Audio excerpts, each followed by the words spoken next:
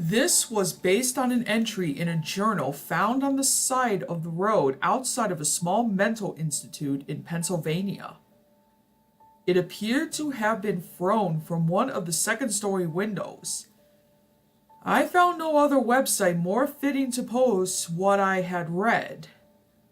Believe what you will. I've always been a fan of the strange and the mysterious, especially in the world of video games. I used to be obsessed with reading video game rumors, like the Triforce in Ocarina of Time, or catching Mew in Pokemon Red and Blue. I even started playing Pokemon hacks due to their odd and amusing qualities. The following is my first-hand account on a game I encountered titled Pokemon Fuchsia for the Nintendo Game Boy Advance. I am writing this purely to describe the game to the reader. My purpose is simple. I am calling out to anyone who knows anything about this game, or anyone who can actually in fact have the game in their possession, as I no longer do. I cannot stress enough how important it is for you, the reader, to tell me anything you might know about Pokemon Fuchsia, so I can find it and destroy it. The next few paragraphs or so, I'm not sure how long it would take me to explain, should inform you as to why my request is so adamant. My account starts as of earlier this year, March 3rd of 2013 to be precise. I remember the date because it was just one day prior to my 22nd birthday. Little did I know, my birthday would not be enjoyed, even in the slightest. I would spend it confined within my bedroom, but trapped, figuratively speaking, in a video game. I'm getting ahead of myself. It's just a little hard to write this when the thoughts of what I'm attempting to put in plain words still haunt me, as they do every day. I was spending the day with my friend, Anne. We had been best friends since we were little. But as of right now, we have not spoken since our awful experiences with the game. We probably won't speak ever again. Anyhow, we were at the local mall, and to my apprehension, she was looking for something to get me for my birthday. Though I tried to persuade her to keep her money, she was unbendable on the matter. If only I had tried harder. We came across a small pawn shop near the food court that specializes in old video games. I tried to hide my delight when we walked up to the shop, but Anne had already noticed the look in my eye. "Come on," she says, knowing that this is where she would find my gift. "All right, Anne, but I'll probably won't find anything in here that I'll like." I was lying through my teeth for her wallet's sake. We strolled over to a game case in the shop containing nothing but old Game Boy games. I saw some of my favorites: Pokemon Red, Pokemon Blue, Yellow, Gold, Silver, Crystal, and... Huh? I noticed a GBA cartridge that had a purplish tint to it, with a faint hint of red. "I've never seen that Pokemon game," I uttered to Anne. She could tell I was bewildered, so she had the man behind the counter open the case. We took a closer look at the cartridge. I read aloud, "Pokemon Fuchsia version." What the hell? There wasn't even a Pokemon on the front like a normal Pokemon game should have. Just a swirl of purples and reds. Anne noticed that I was intrigued, and without a moment's notice, she swiped the game from my hands and went up to the counter to pay for it. I normally would have stopped her from spending her money, but I really wanted to play this game. It was clearly a hack cartridge, but I knew I would enjoy it, whether it was a decent hack or it was so bad that it made me chuckle. Either way, I had to have it. After thanking Anne for my gift and parting ways with her, I drove home, excited to play Pokemon Fuchsia. I couldn't help but stare at the cartridge, sitting there in the passenger's seat. The swirl of colors was almost mesmerizing. Before I knew it, I could hear the loud sounds of swerving vehicles and car horns. I looked up to notice that I was driving on the wrong side of the road. I quickly adjusted my car and kept driving. I looked at my surroundings and noticed that I was almost home. What? That should have taken me at least a half an hour. I looked at the clock and noticed that almost half an hour had passed since I left the mall. How long had I been staring at that game? I shrugged off the event, knowing that dwelling on it would only make me feel paranoid. I arrived home a few minutes later. I threw my keys on the table and headed to my room. I grabbed my old Game Boy that I had since I was 12. I positioned Pokemon Fuchsia into the back and powered it up. I couldn't help but feel a little excited, but almost anxious at the same time, remembering what happened in the car. I thought that it somehow had something to do with the game. See what I mean about feeling paranoid? Anyway, the screen loaded to the Game Freak logo, frozen. No star animation, no sound, nothing. I sat there for a minute, and the game finally brought me to the new game option. I clicked on it and eagerly waited to see what Pokemon Fuchsia was. It brought me to a normal beginning with Oak explaining the world of Pokemon. Only instead of Oak, it was Koga, Fuchsia City's gym leader. I see, I exclaimed to myself. I couldn't believe that it had taken me this long to realize why it was called Pokemon Fuchsia. It was obvious a hack focusing on Fuchsia City. This may in fact be interesting. If I only know how interesting it would turn out to be. Koga explained the world of Pokemon almost word for word like it is explained by Oak in Red and Blue. I say almost because at the end of his lecture, he says the following. Remember, though, you can't always hide from the bad things in this world. You have to learn to fight your way out. Pokemon are meant to wage war in our honor, and for the sake of keeping us out of harm's way. This is their purpose. This is why they were made. I found this last line odd, to say the least, especially the words, "This is why they were made?" Made? What did he mean by that? Keeping his words in mind, I continued. I made my character like normal and chose my gender. I was then placed inside my room, also like normal. I went downstairs and saw what I assumed was my mom. My perception turned out to be false when I pressed the A button to talk to her. The text box read, Janine, "Hi, sweetie. Are you ready for your big day? You do remember what today is, right?" I was offered a choice, yes or no. I clicked no. Janine, "Today is your big showdown with my dad, silly, remember? Just because he doesn't approve of our relationship doesn't mean you have to be worried. He's strong, but you can take him. I believe in you." That's right. Janine is Koga's daughter. I seem to be dating her in the game. So far, I was liking this hack. But why do I have to battle Koga this early in the game? And what with Pokemon? I hit start and looked to see if I had any Pokemon. Luckily I did. a level 40 Nidoking, and a level 40 Nidoqueen. This was odd to start the game off with, but I was happy with the lineup.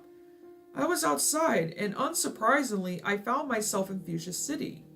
I wandered around and found that it looked exactly the same as the Fuchsia City I remembered as a kid, except for the fact that my house from Pallet Town was also there. I talked to the townsfolk only to be greeted with distaste. They all say hateful things to me, like, Koga is going to put you in your place, or I hope Koga teaches you a lesson. Clearly, Koga had the entire town against me. I could only guess that he really didn't like me dating his daughter.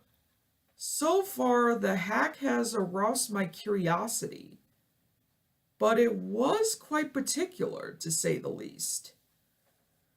I finally made my way to the gym and went inside. The gym was no more than a small room, devoid of anything material or living.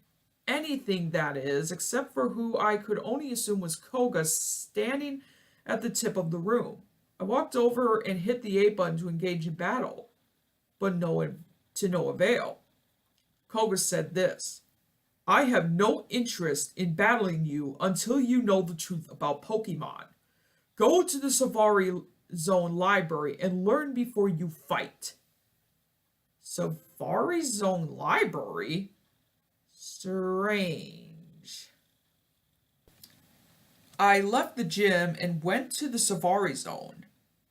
Inside there were two doors, and in between them was a sign that read Safari Zone to the left and Safari Zone library to the right.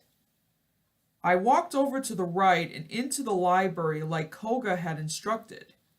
I must say I was intrigued. The room looked like a Pokemart, only larger. The aisles were composed of books instead of Poke products. There was a door in the corner of the room where the cashier normally would have been. With every room there was more shelves, more books, and more doors. It was endless. Every time I would try to read a book from one of the shelves, a text box would pop up saying, "You cannot read these."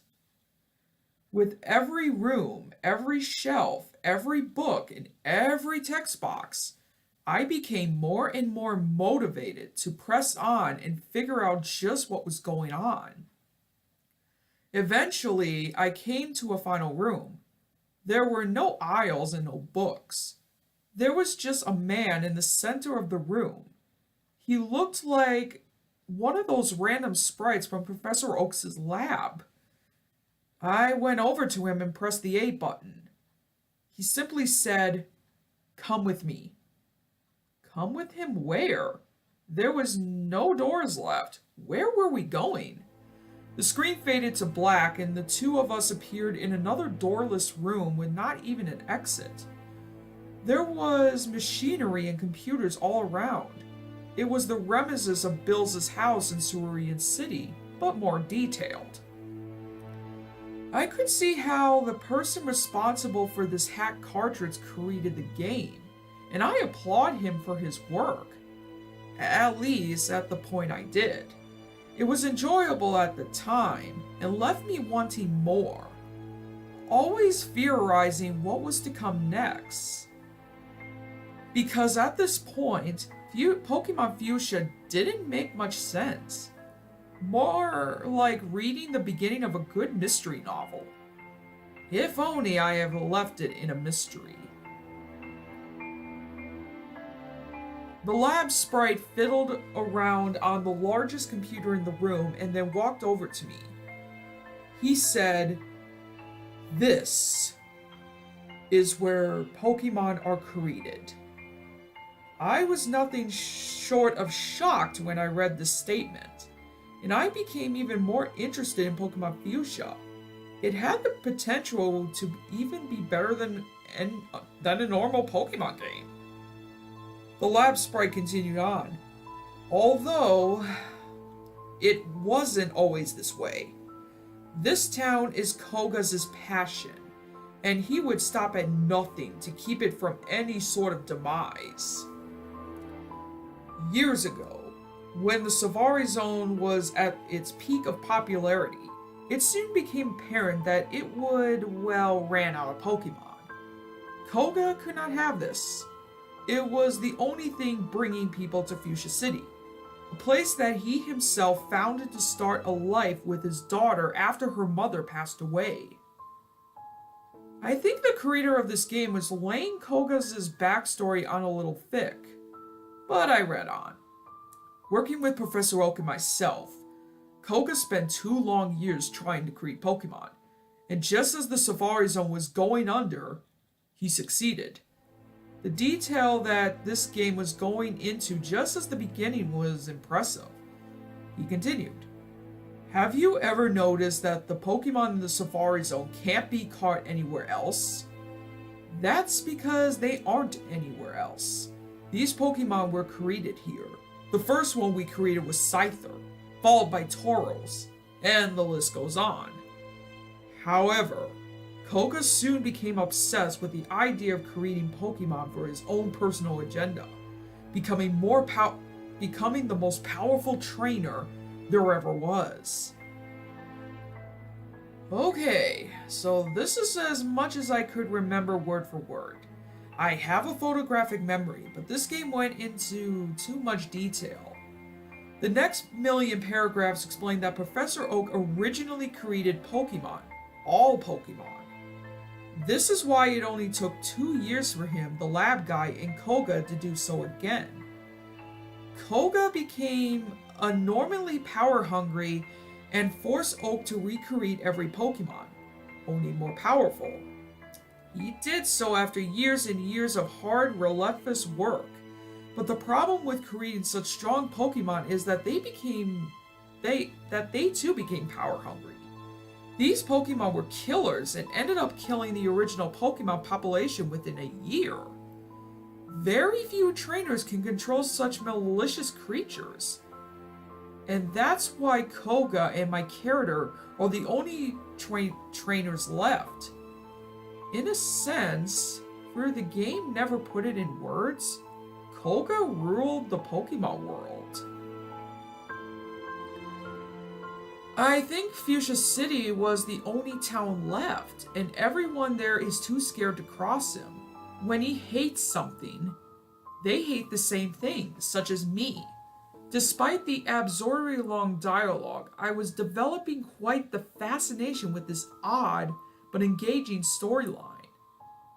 The creator chose an oddball town/gym leader as the focus for his narrative. This made the story refreshingly original.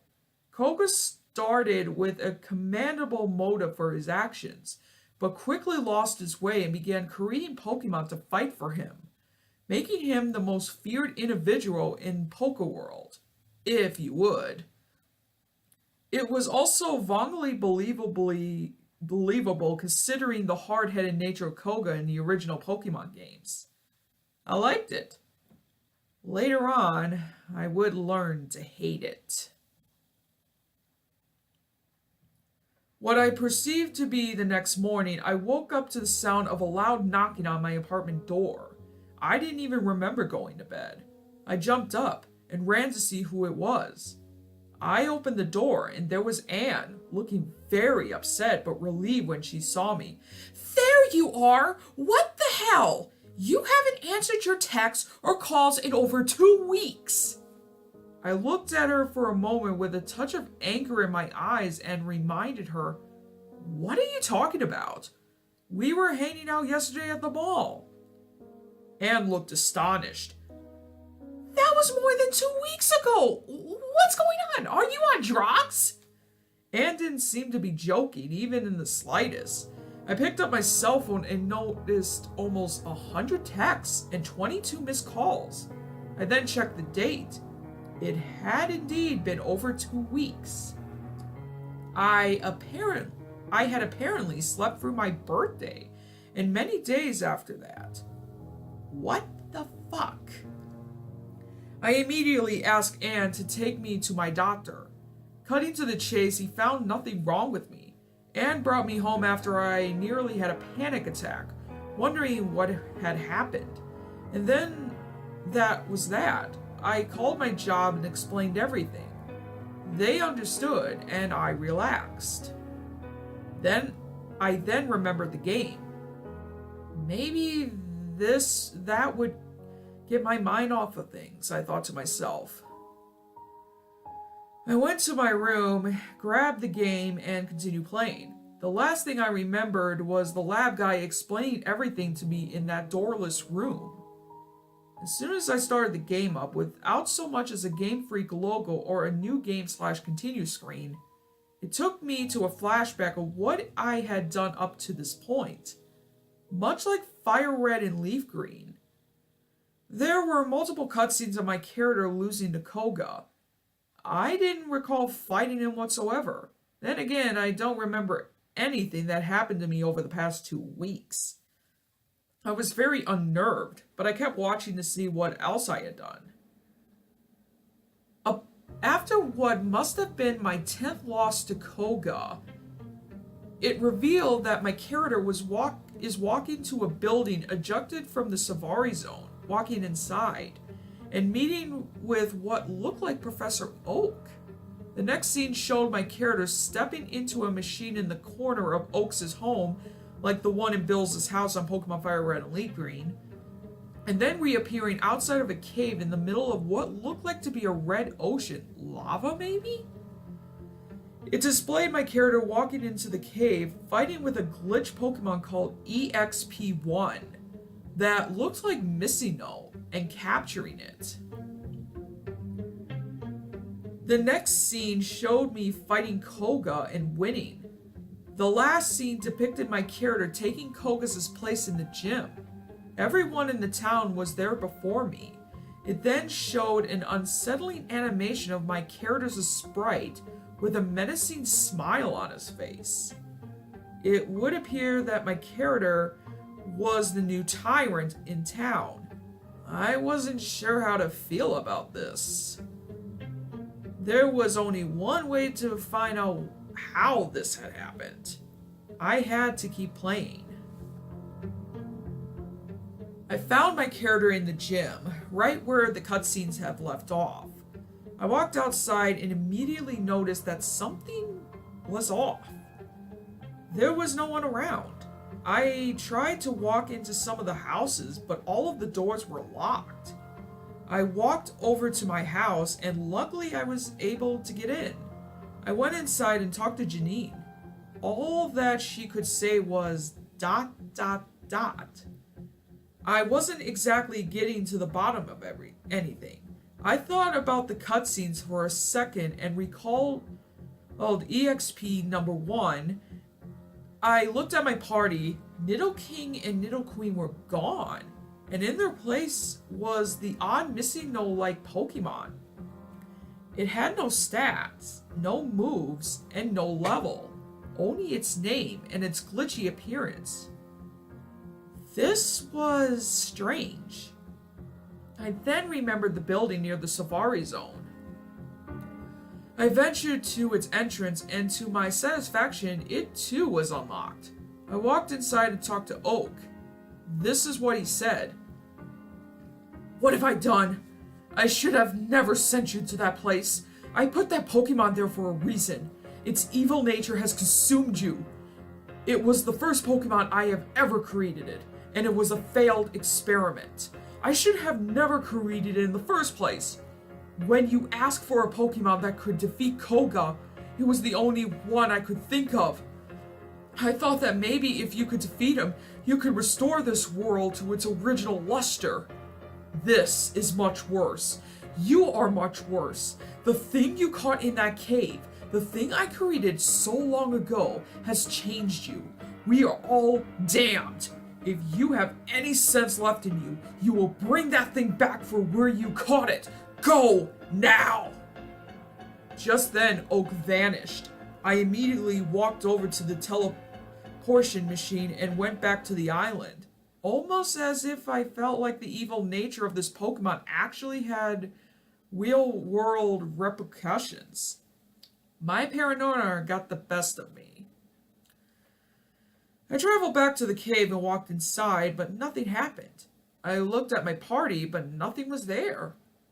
Fuck. I traveled back to Fuchsia City for answers. My answer was waiting for me in the gym. I walked in and found nothing. Nothing visible, that is. Battle music started, and I soon found myself face to face with EXP-1 for the second time. I guess. My heart was pounding out of my chest. Now, you might think me foolish for getting so caught up in a video game. But this story is purely to describe the game to you, the reader, and it is you have to be there story at best. You really would have to have played this game to understand my fear. Otherwise, you would only find this to be an amusing and maybe interesting off-kilter horror read. The horror that I'm speaking of came next. The next thing I remembered was waking up in my bed, drenched in sweat. I jumped up and urgently checked my phone for the date. This time, it really was the next day. Just as I sighed with relief, I heard knocking on my door. It was Anne. "I brought you some breakfast. How are you feeling?" "Not so great, but better, I guess," I uttered. I explained everything to her and told her that I thought the game was causing me to black out from time to time. She looked at me in disbelief, but she could tell I was spooked. "Jesus, dude, I know you love video games, but this is plain pathetic. This game is taking its toll on your mental health. Where is it?" Despite her harsh words, I knew she was just concerned. I brought the game out to her and she swiped it from my hand without a second thought.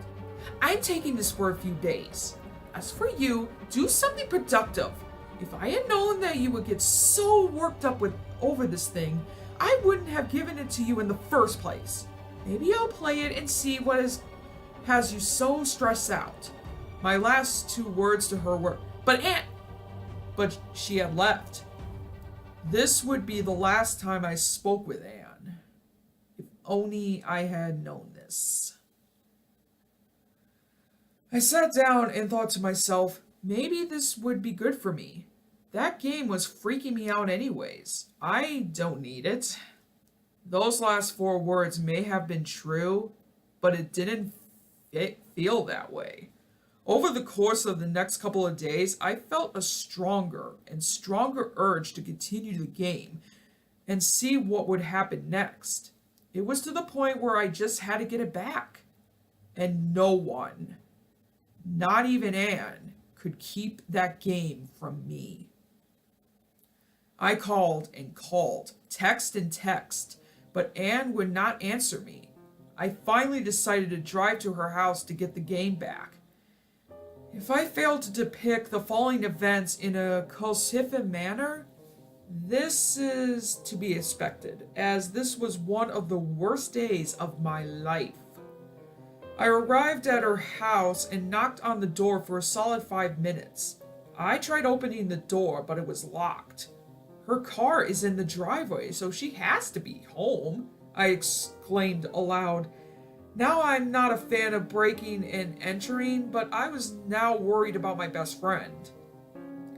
I used my debit card to slip in through the front door. In retrospect, I should have just called the police. I walked upstairs to her room after yelling her name a few times. I walked over to her room and opened the door. There she was, laying unconscious on the floor with a Game Boy in her hand and Pokemon Fuchsia in the back. "Anne!" I ran over to her and shook her almost lifeless body. She wouldn't wake. I looked at the screen on the Game Boy. It was frozen on the same animation portraying my character with that same menacing smile on his face. I ran downstairs and called 911 on Anne's house phone. I left my house in such a hurry to get my game back that I had forgotten to grab my cell phone. An ambulance arrived as well as 2 police cars. Anne was taken away, and I was questioned breathlessly about what had happened. I never should have told them the truth, but I did. So let me get this straight. A video game caused you to black out for 2 weeks and has now put your friend in a coma? The cop, intrigued in me, asked with a grin of distrust on his face. She's in a coma? You have to believe me. I have nothing to do with this. It was the game. Just play it and you would see. It was in her Game Boy. I was very scared at this point. That's just it, the cop said. There was no Game Boy on the scene. Your story, even if it was remotely believable, is full of holes. Your friend's coma was physically induced by a blow to the head. You admitted to breaking in, and you are the prime suspect in this investigation. I was speechless. I couldn't believe what he was saying. I just couldn't. But wait. My mind wandered. All of a sudden, everything was coming back to me, just like the game. Flashbacks were playing in my head of what really occurred over those weeks. I saw it in small cutscenes, but I remembered everything. Anne brought me the game. I went home and played it for 2 weeks. But I was looking at a blank screen the entire time. The cartridge never worked. She came over after 2 weeks and yelled at me. You have to stop playing that game. It doesn't even work. I'm worried about you. I fought with her until she left, and I kept looking at the nothing that was on the screen. She came over the following day and pried the game from my hands as I yelled at her. She left in a hurry and didn't come back. I drove to her house 2 days later and broke in. We fought again. This time Anne was looking frightened. She told me that she gave the game away. I became furious and pushed her. She fell to the floor and didn't get up. By now, I should maybe mention that as a child, I suffered from blackouts and delusions of grandeur. I hadn't had an episode in over 15 years, but this had to be another one, a more severe one. My mom always thought that I had such an imagination the way I would play pretend with my Game Boy, until she became worried. I guess that I would play a game through until the end, and then keep playing it without the cartridge in. I would create new and wild storylines so that I could keep playing even when the game was over, especially with my Pokemon games. I used to black out, play games that weren't there, and remember later when my psychologist would reach a breakthrough. It wouldn't last, and then I would forget again. Even forget that I had the conversation with my psychologist in the first place. Given that my blackouts were mainly harmless, my mom stopped seeking help. I can remember all of this now. I blocked it out for so long, but how long would this breakthrough last? How long? The next thing I knew, I woke up on a cold bed in what later I found out was a mental hospital. I must have had another blackout. The doctors here say that Anne had passed away shortly after being admitted to the hospital. I don't believe them. Koga has them against me. I'll find out what happened to her. Every answer I need is in that game. This is my message to the reader. Please help me. If you know where this game is, you must tell me. I have to play it. I need to know what actually happened to Anne, and I know it has something to do with the game. I just know it. Please. To anyone who finds this, please bring the game back to me. I have to keep playing it. I have to.